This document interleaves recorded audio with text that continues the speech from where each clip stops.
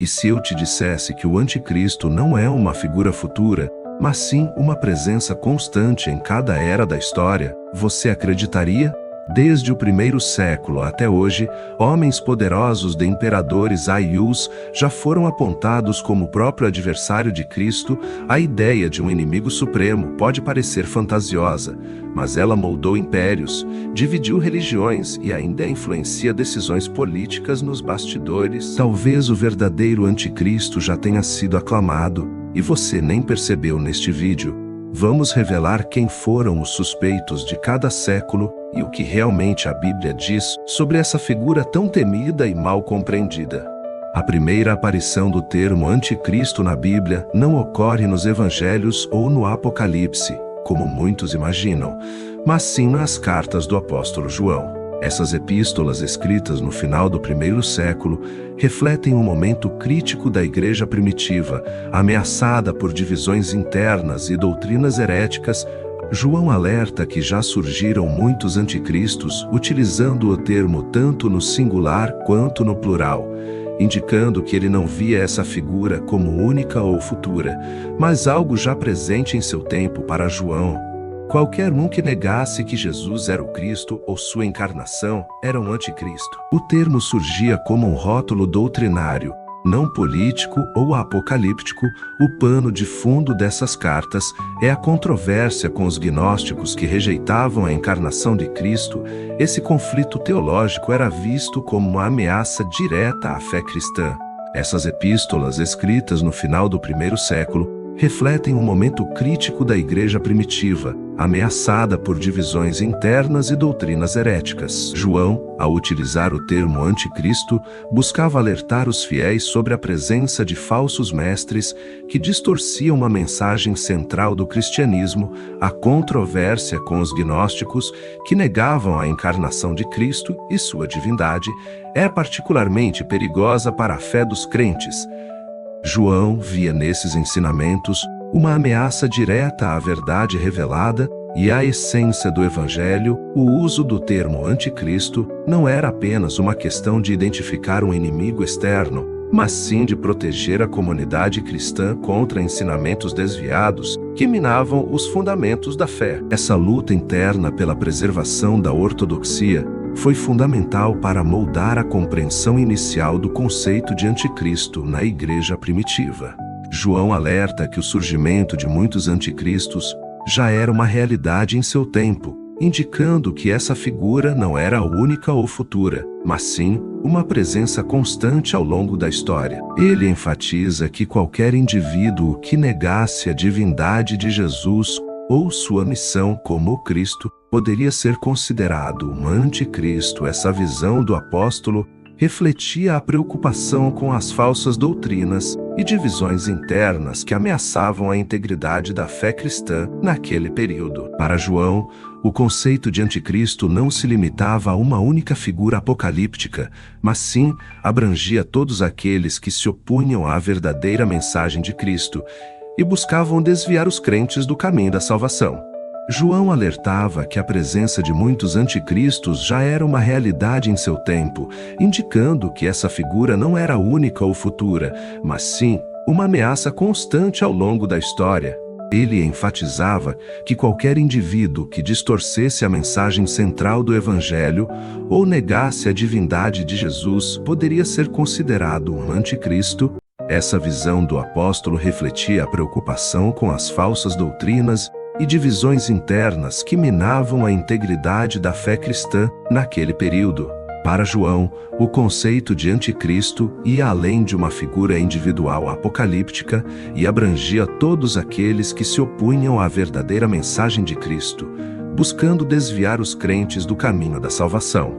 João alertava que o surgimento de muitos anticristos já era uma realidade em seu tempo, indicando que essa figura não era única ou futura, mas sim uma presença constante ao longo da história. Ele enfatizava que qualquer indivíduo que distorcesse a mensagem central do Evangelho ou negasse a divindade de Jesus poderia ser considerado um anticristo. Essa visão do apóstolo refletia a preocupação com as falsas doutrinas e divisões internas que minavam a integridade da fé cristã naquele período. Para João, o conceito de anticristo ia além de uma figura individual apocalíptica e abrangia todos aqueles que se opunham à verdadeira mensagem de Cristo, buscando desviar os crentes do caminho da salvação. Outras figuras simbólicas começaram a ser interpretadas como possíveis referências ao anticristo, mesmo sem usar esse nome. Um exemplo significativo está na segunda carta aos Tessalonicenses, onde o apóstolo Paulo descreve o surgimento do homem da iniquidade, também conhecido como o filho da perdição. Este personagem se exalta acima de tudo o que se chama Deus, querendo parecer-se com eles. A descrição de Paulo é mais próxima da concepção moderna do anticristo, como um usurpador que busca ocupar o lugar de Deus e enganar as nações com suas falsas pretensões. Embora Paulo não utilize explicitamente o termo anticristo, muitos estudiosos conectaram essas passagens à visão apresentada por João no Apocalipse. Ao analisar essas referências em conjunto com outros textos bíblicos, como os relatos em Mateus 24 e Marcos 13, sobre os falsos cristos que surgiriam enganando muitos com milagres e se passando pelo verdadeiro Messias, os primeiros intérpretes começaram a compor uma imagem mais complexa do inimigo escatológico. Essa interconexão entre os textos permitiu que a figura do anticristo evoluísse de uma mera designação doutrinária para um personagem profético escatológico. Paulo, na segunda carta aos Tessalonicenses, apresenta uma visão detalhada do homem da iniquidade, também conhecido como o filho da perdição. Este personagem é descrito como alguém que se exalta acima de tudo, o que se chama Deus, buscando igualar-se a ele. A descrição feita por Paulo lança luz sobre a figura do anticristo de uma maneira mais ampla e complexa. O homem da iniquidade não apenas desafia a autoridade divina, mas também procura estabelecer seu próprio reinado de poder e engano sobre as nações. Essa representação mais elaborada do adversário final revela não apenas a ameaça à fé cristã, mas também a natureza insidiosa e sedutora do mal que busca subverter a verdade e desviar os fiéis do caminho da salvação. Paulo, na segunda carta aos Tessalonicenses, apresenta uma visão detalhada do homem da iniquidade, também conhecido como o filho da perdição. Este personagem é descrito como alguém que se exalta acima de tudo o que se chama Deus, buscando igualar-se a ele. A descrição feita por Paulo lança luz sobre a figura do anticristo de uma maneira mais ampla e complexa.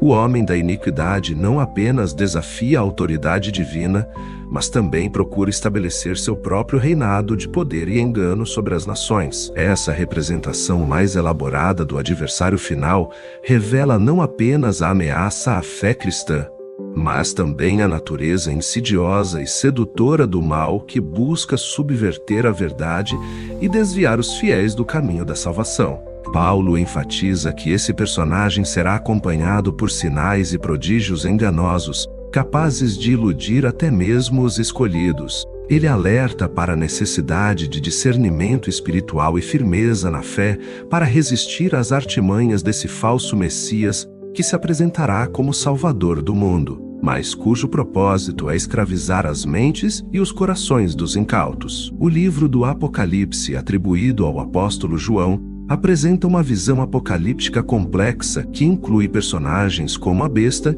e o falso profeta, frequentemente associados à figura do anticristo. A besta, descrita como emergindo do mar com autoridade sobre povos e nações, exigindo adoração e possuindo um número simbólico, 666, tornou-se uma das imagens mais poderosas do inimigo final. Para os primeiros cristãos, especialmente sob perseguição romana, essas figuras eram vistas como representações de impérios opressores e autoridades ímpias. A interpretação desses símbolos apocalípticos variou ao longo da história, mas a ideia central de um adversário maligno associado ao poder político e religioso permaneceu constante.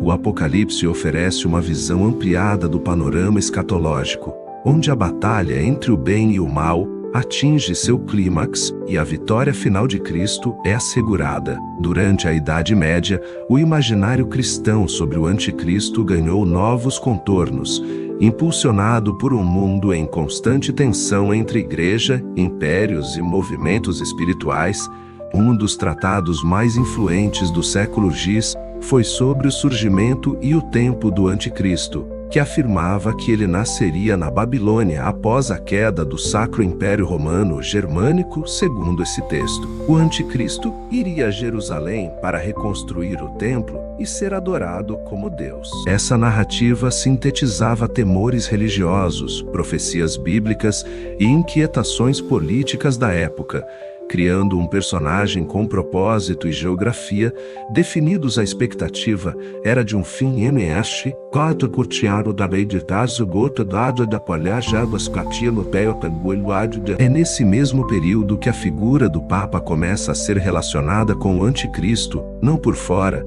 mas de dentro da própria Igreja. O primeiro registro documentado de tal acusação aparece ainda no século X, vindo de um bispo francês que atacava o Papa João X. Ele afirmava que, por estar repleto de vaidade e sem caridade, o Papa cumpria as características do homem da perdição, descrito em 2 Tessalonicenses. A acusação de que o Papa, suposto representante de Cristo na Terra, era, na verdade, o seu inimigo máximo tinha um efeito devastador.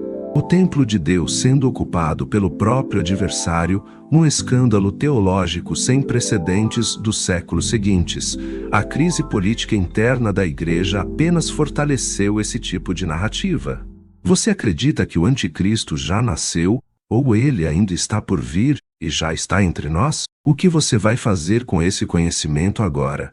Se inscreva no canal para continuar aprendendo e se preparando para os desafios futuros.